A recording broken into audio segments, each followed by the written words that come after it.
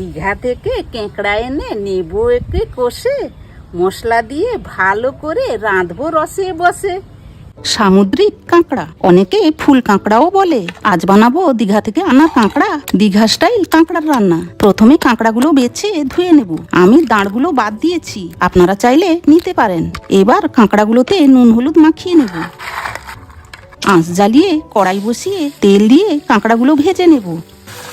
এবার কড়াই বসিয়ে বেশি করে তেল দিয়ে চিনি দিয়ে দেব, পেঁয়াজ কুচি দিয়ে দেব, টমেটো কুচি দিয়ে দেব, আদা বাটা, রসুন বাটা, লঙ্কা গুঁড়ো, হলুদ গুঁড়ো, নুন দিয়ে মশলাগুলো কষিয়ে নেব ভালো করে। তেল ছেড়ে এলে ভাজা কাঁকড়াগুলো দিয়ে গোলমরিচ গুঁড়ো দিয়ে সামান্য জল দিয়ে কষতে থাকবো। কাঁকড়া সেদ্ধ হয়ে এলে গরম মশলা দিয়ে তুলে নেব।